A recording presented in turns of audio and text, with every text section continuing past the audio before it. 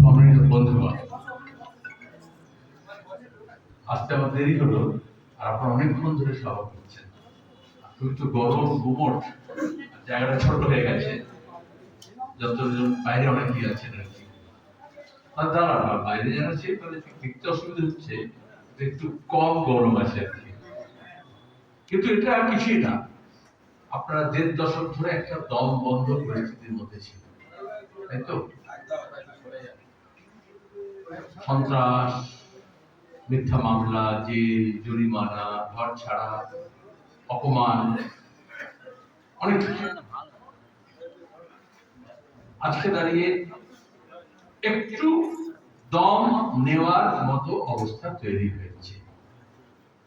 তাহলে এখন এই দমটাকে ধরে রেখে লড়ে যেতে হবে। এত তাড়াতাড়ি ১৫ বছরে যখন দম ঘুরেনি, আগামীতেও এত তাড়াতাড়ি দম ঘুরবে না, ভরসা আমার আছে। এই বিশ্বাস আমাদের সকলের আছে। এই নির্বাচন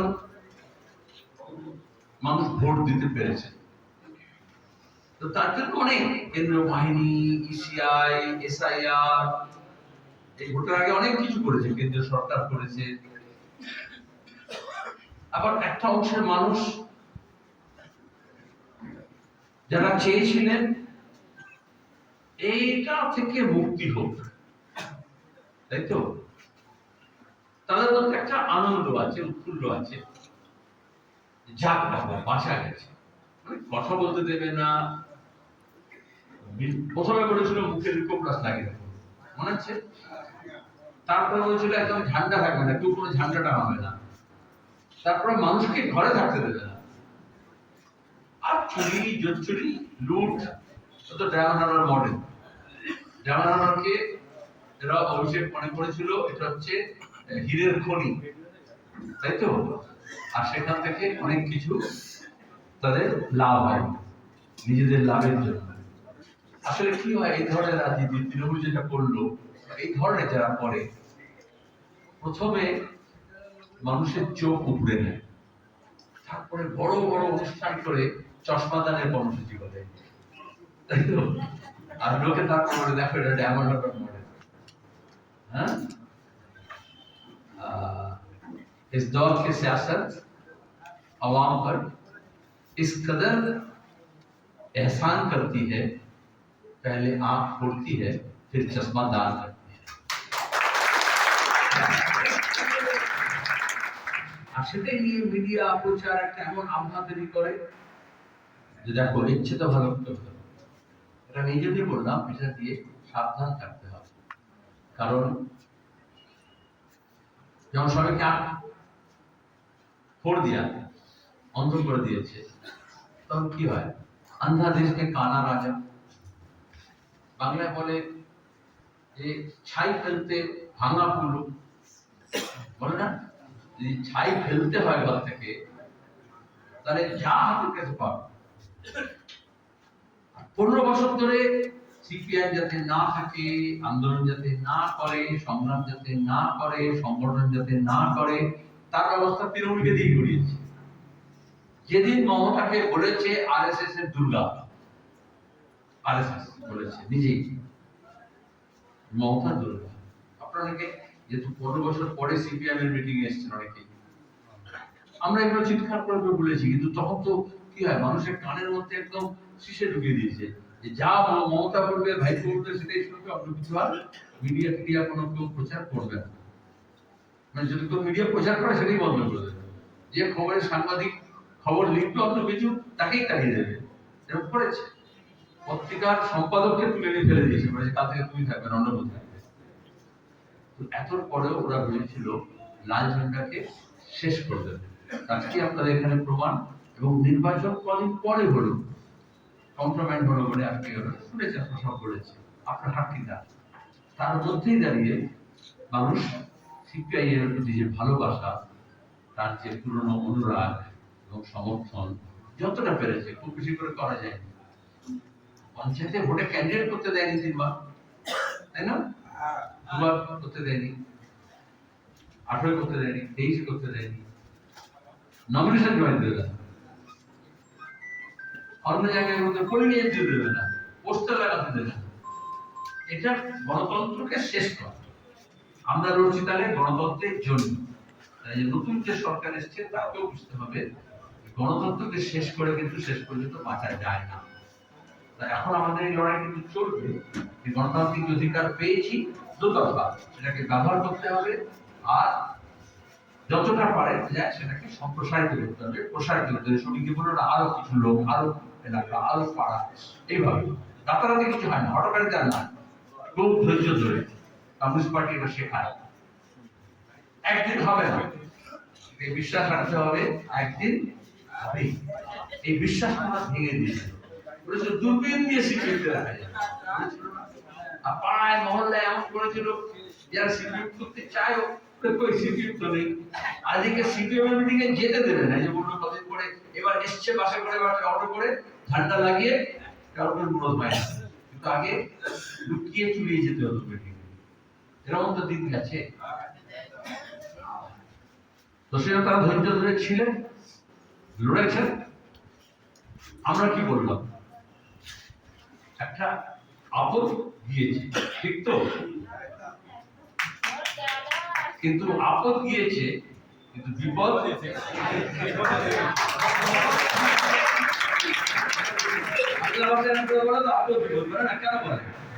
যদি একটা আপদ গেলে হবে না, বিপদ সম্পর্কে সাবধান থাকতে হবে, ঠিক তো? সেটা দেখছেন সরকারে এসে প্রথমে বুলডোজার নিয়ে বলে ভাঙবো। আরে লোকের সরকার তৈরি করে গড়বার, তাই না? তাহলে তো আমাদের বাড়িতে দু তিনটে জিনিস থাকে, শাবল থাকে, গাইতি থাকে, সেগুলোতে ফোড়া হয়, হ্যাঁ, আবার ওই রাজমিস্ত্রি কর্মী থাকে, ওটা দিয়ে দেওয়াল তৈরি করা হয়, কোদাল থাকে, সিমেন্ট বাড়ি, এগুলো সব মাখা হয়। তো সরকারের যন্ত্র বোঝা গেছে, বুলডোজারটা হচ্ছে গড়ার যন্ত্র নয়, ভাঙার যন্ত্র। আসলে ভর্তি অনেক মূলদ লাগে, টাকা পয়সা লাগে, পরিকল্পনা লাগে, ধৈর্য লাগে, সবচেয়ে বেশি হচ্ছে দরদ লাগে। এখন যে সরকার এসছে বিজেপির, অনেক ভাবে তো নতুন সরকার সবে এলো, কিন্তু অন্যান্য দেখছি আমরা গুজরাট থেকে শুরু হয়েছে 25 বছর আগে, সবাই জানে। তো অনেকে বললো আপনার তখন এই বিজেপিকে আটকানোর জন্য মমতা নাকি বিজেপিকে আটকাবে তৃণমূলকে, শুনেছেন আপনারা? জানেন না? আচ্ছা, যখন গুজরাটে গণহত্যা হয়েছিল মমতা তখন মোদীর কাছে ফোন করেছিল, এটা আপনারা জানেন, আগে থেকেই ছিল। তাহলে এটা আমরা এটা বুঝছিলাম। এই জন্য কেউ কেউ বলছিল একটু বিজেপিকে রুখতে হলে মমতাকে, মানে ইমাম মৌলবি মৌলানাকে দিয়েও মমতা বলিয়েছে, বলেনি এই বিজেপি চলে আসবে, এই জন্য ভাই একটু দেখে রেখে দাও। আবার অনেকে বলেছে চোরকে তারা ডাকাতকে নিয়ে আসবো। আচ্ছা, চোরকে নিয়ে আসবে, চোরকে তারা যদি ঢাকার পাশে, তাহলে কি আপনি চোরকে ঘরে পুষবেন? না, থাকো তুমি। আগে যে চোর এসে থাকবে তাড়াতে হবে, তারপর ডাকাত সম্পর্কেও সাবধান থাকতে হবে। আসলে কি হয়েছে, যারা এখানে তো না মুর্শিদাবাদ মালদা লোকেরা অনেক রাজমিস্ত্রি কাজ করে, এখানে রাজমিস্ত্রি কাজ কম করে, বিশেষত চাষবাস, সবজি, হ্যাঁ, আর অন্য সব হাতের কাজ। তো যখন কলকাতায় যখন বাড়ি হয় না, নতুন বিল্ডিং হয়, এই এখন সব বেআইনি বিল্ডিং হয়েছে, আইনি হোক বা বেআইনি হোক, তখন দেখবেন পর্দা লাগায়, এমনি গরিব মানুষ ওটা চটপট দিয়ে দেয়, আপনার সবুজ রঙের একটা চট থাকে, এশিয়ান বলে চট, হ্যাঁ, তো ওটা হচ্ছে কেন লাগায়, ভাড়া বেঁধে, তো ভাড়া বেঁধে তারপর কাপড় দিয়ে ঢেকে দেয়, কারণ ধুলো ময়লা নোংরা পাথর সব আমরা লোডে পড়ে ছিটকে না পড়ে, আর বাইরে থেকে বৃষ্টি করবো না। তাহলে আরএসএস কি করেছিল জানেন? পশ্চিমবঙ্গে এই সবুজ পর্দা লাগিয়েছে, ভেতরে গেরুয়া বাড়ি তৈরি করছে। এবার কিছু ধর্মের নাম করে সিদ্দিকুল্লাহ চৌধুরী, ইমাম বরকতি, আরো কিছু এসব লোকজনকে দিয়ে, কিছু বুদ্ধিজীবীদের দিয়ে বলালো এইটা, এটা তো আমাদের মুসলমানদের ব্যাপার। আর মমতার একটু কায়দা কানুন ইসলাম পার্টি সব করে এইবার হয়ে যাচ্ছে, যে বাড়িটা কমপ্লিট হয়ে যায়, তখন ওই পর্দা থাকে, তখন ওই বাঁশ খুলে দেয় ভাড়া, আর ওই সবুজ পর্দাটাও নামিয়ে দেয়। এইবার দেখছে ভেতরে ভেতরে নির্মাণ বাড়ি তৈরি এটা হচ্ছে আরএসএস এর নির্মাণের এটাই হচ্ছে কায়দা অন্যান্য রাজ্য করেছে। এই জন্য আমরা প্রথম থেকে বলছিলাম যে বাইরেরটা দেখে ভুল করো না, अंदर की बात ये अंदर का मामला है। কিন্তু তখন ওরা আগে বলেছিল যে আরাম का मामला है, তো খুবই সুখে। আর একটা হলো হিন্দুদের মধ্যে একটা এমন বিষ ঢুকিয়ে দিল মনের মধ্যে, মগজের মধ্যে, যারা সাম্প্রদায়িক ছিল না। মমতাকে মমতাই বানালো, ওই রকম একটা হেজাব টেজাব করে রকম থাকলো। প্রথম কথা দেখবেন ইনশাআল্লাহ মাশাআল্লাহ সুবহানাল্লাহ বলছিল, পরের দিকে বলছিল তাকে।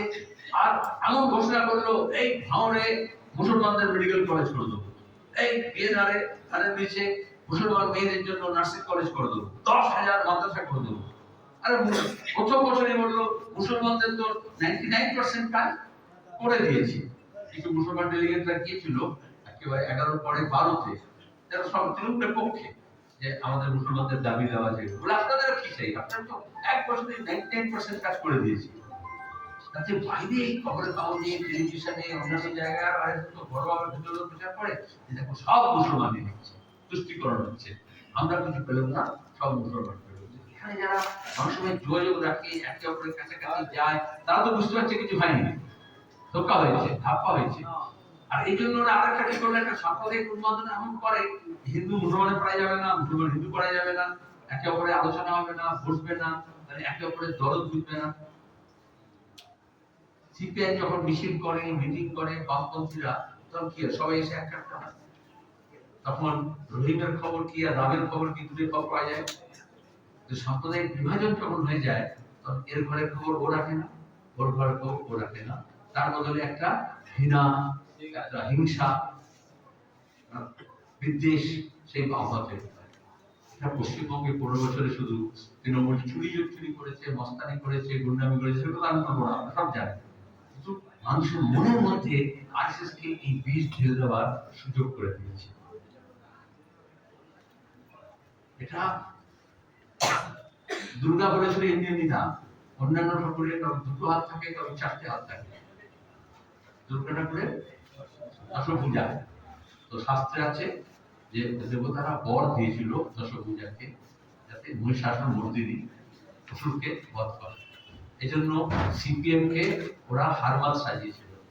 হারমাদ বলতো না, সিপিএম বলতো না, এখন তো সিপিএম বলছে, হারমাদ বলতো। আর মমতাকে নিয়ে এলো এই হারমাদকে, মানে অসুরকে বধ করবে। তাহলে দেবতারা যেন 10টা হাতে দিয়েছিল অস্ত্র, এরকম 10টা হাতে এরকম সব অস্ত্র দেওয়া হয়েছে। 10 হাতে করেছে, এক হাতে না, কেউ একটা হাত দেখেছে, কেউ একটা হাত দেখেছে। এই লড়াইয়ের সময় দাঁড়িয়ে আমরা কিন্তু একেবারে জান কবুল দিয়ে লড়েছি। যতটা লড়াতে যাও ততটা লড়তে পারিনি।